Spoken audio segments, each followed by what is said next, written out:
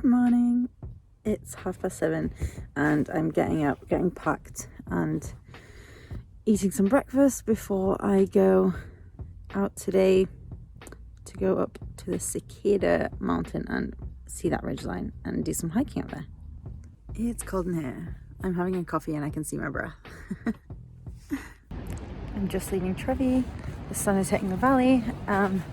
It's 8:10 and the cable car opens in 15 minutes. So I'm just gonna walk. It went pretty well. I'm like 15th in the queue. It's €40 for a return ticket. We spent 20 minutes on the gondola and oh my god, it's so beautiful already. I cannot wait to see the view.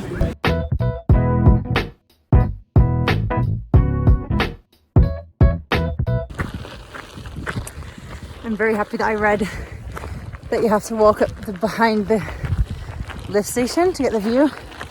Because apart from these cyclists, I'm number one. That's okay. Woo, that was hard work. But the view from up here is unbelievable. Look at all these. Okay, I can't speak. Famous Seceda Ridgeline. It was so hard to get up here, about 2,500 meters.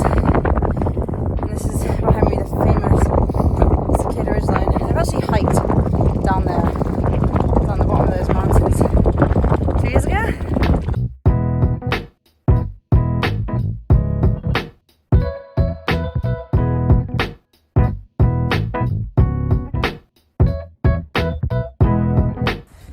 It's so beautiful. I see why it's so popular. It's very dramatic, the mountains up here. And yeah, I heard that this hike is super busy, and I'm sure it does get super busy. But I'm here the beginning of October, first thing in the morning, and I'm the only person around. I'm so lucky.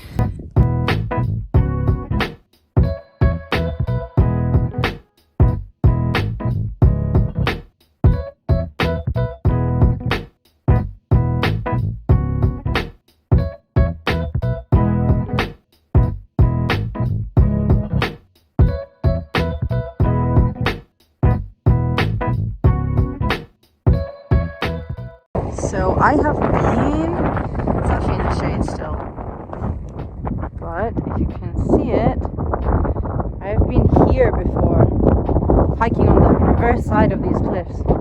Okay, I think I've done all the picture taking, well, for the famous view anyway. And up till now the path has been paved, which I'm not really a fan of. Now we're back on trails, and now I'm gonna do a hike all the way basically along this path too.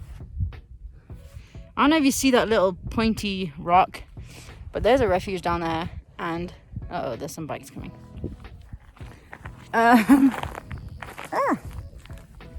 Gonna go all the way this way to a refuge, and then around and up this peak here, and then back. I think it's going to be like 12, 13, 14 kilometers. I don't have a trail for it. I've made it out of 2 trails. I'm going to combine 2 different trails on AllTrails, which I will share. And yeah, hopefully it's going to be a good day. I have forgotten to put sun cream on, so I'm hoping that this sun gets a little bit higher to protect my nails.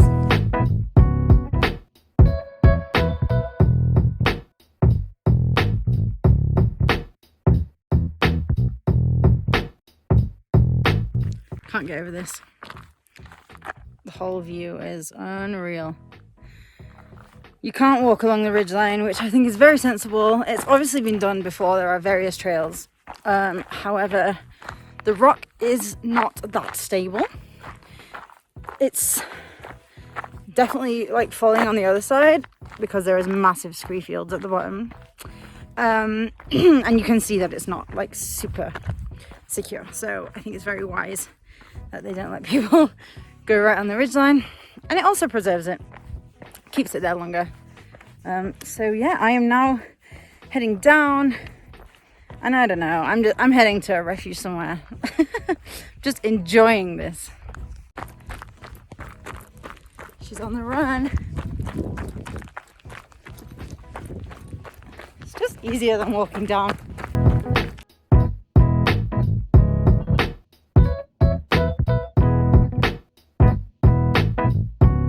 The best thing about this time of year, September, October, in the Alps, is that the sun is still really hot. So it's cold in the night, which means you sleep great.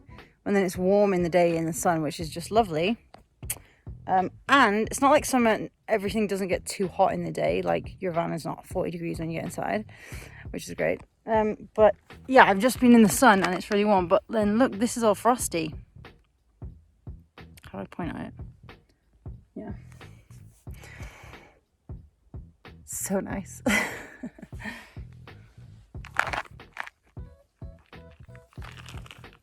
That's where I came from. Actually, no. I came from this one, walked up to this one, and then down here. I've just come over the hill and have got the coolest view. These are the big mountains that you get in the view from the viewpoint over there. Oh, I don't know if you're going to be able to see with the...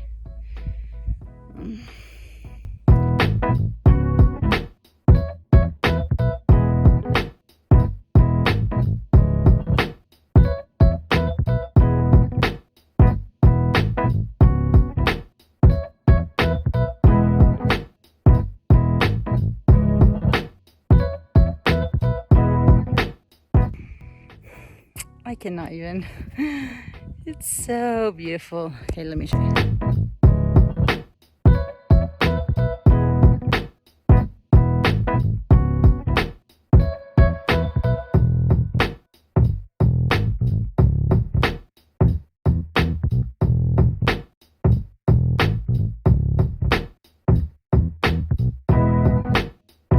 There is so much hiking here. You can go up here and through that pass into the next valley. You can go over here. You can go into this valley. So much hiking to be done. In fact, I always wanted to come spend some time in the Dolomites. And I have been before, as I mentioned, and I'm here now. But I'm always like tagging it into trips. I haven't done like a Dolomites trip. This trip I was really wanting to go to Austria, and I spent 2 and a bit weeks there. And this is like on the trip, but not the trip. So maybe a Dolomites trip is in order, and spend like 3 weeks would be great in the Dolomites. Let's see what happens in the shoulder seasons next year. I want to live here, please.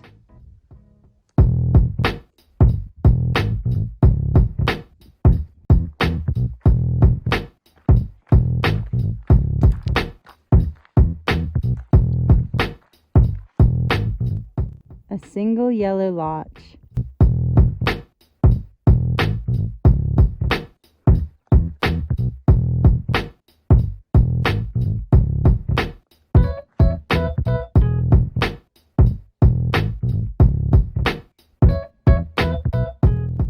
I'm at the Firenze Refuge, Refugio in Italian. It's still open, I think, which is quite amazing because it's beginning of October.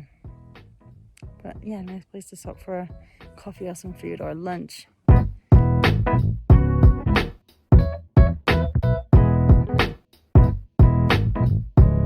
I missed my path and had to do a bit of backtracking. I went down here, but actually it's up here. There's the 2 sign. It's good to always have your map downloaded so that you can, and your GPS on, so that you can see where you are and spot quickly if you go wrong.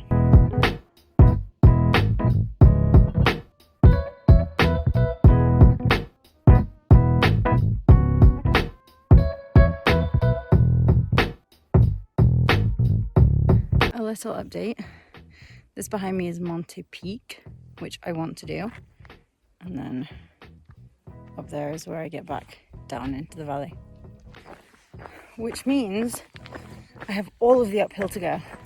So now this hike is going to be getting challenging. These little huts are all over the hillside here, and they've, like, a lot of them have been newly renovated. I think farmers are clocking on that they can hire them out for quite a lot of money. It's so beautiful. I would adore to stay in a cabin like this up in the mountains. Who wouldn't want to live here?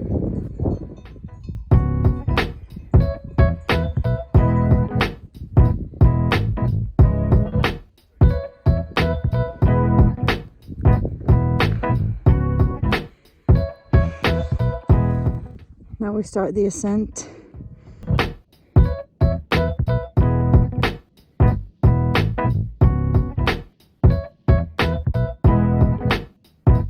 I'm now on a super tiny ridgeline going to Monte Peak. This is one side, and this is the view on the other side, which I haven't seen until now, and is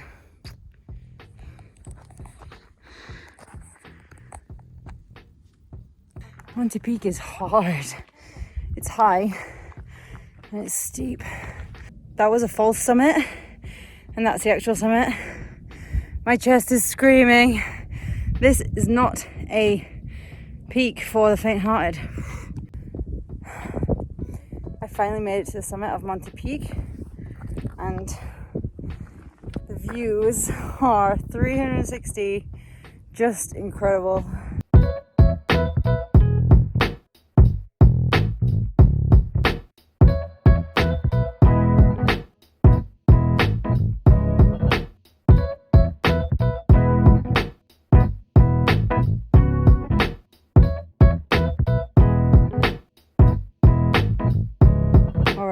Time to go back down that before going up the other side to get on the chairlift to go back down into Ortisei village in the valley.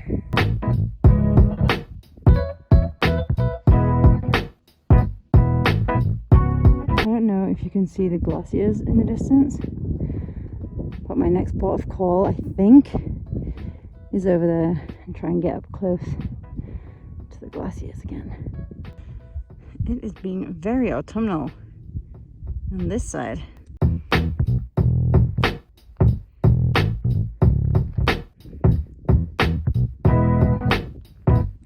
It's 12:30 and now my tummy's rumbling.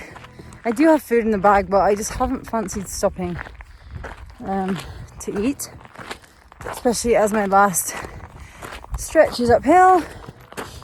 So I'm just going to do I've only got 1.5 kilometers left to get to the lift station, so I'm gonna have I have stopped a couple of times for water, but I'm gonna have some snacks on the lift on the way down.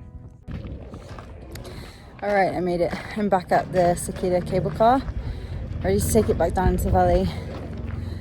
I've been walking pretty much non-stop for 4 hours. I've done like 12k. I'm not sure on height gain, but I would guess like 800 meters. I'm pretty knackered. I'm super tired. I definitely found the last part much more difficult because I haven't eaten anything. So maybe don't do that. I'm gonna head down and hopefully go to a spa. I'm back on the lower cable car going down into Ortisei in the valley. Sunglasses. No. Okay. I have like 10 or 15 minutes on this lift, so I'm gonna have my lunch, and I remembered that I'm my favorite person because I packed my leftover pizza from yesterday, so I'm gonna have that and some water. I was willing the people behind me not to get on the same cable car as me, just so I can decompress. That was an awesome hike. Because I started early, there was like no one around, but when I came back then just to Seceda, the lift station, the like viewing points I could see, and the closest hut was super busy, which is totally to be expected. I'm sure it's usually really busy. And I would say that the hike was easy and beautiful in the beginning, and then hard at the end. Granted, I chose to do an extra peak, but it was steep and hard at the end. So you could do the hike in reverse order to make it a bit easier, but then you lose the going early, catch one at the top benefit. So I reckon I smashed it. I'm very happy. I really enjoyed my morning and midday at Seceda. I've just had a bite to eat. I'm literally crossing the road to go to this spa here. Well, I spent 21 euros to get into this sauna and swimming pool for 3 hours, and I read my book and sunbathed for 2 of the hours. Well, and I had a dip in both the swimming lanes pool and also the like fun pool outside where there was some like massage bubbles, which was fun. And then I did like half an hour between the steam room and the sauna, and then I had a shower and I washed my hair, and I haven't washed my hair for like more than 2 weeks now, so that is gonna feel like the dream when it's dry. And my face is so red from going in and out of the sauna and the steam room.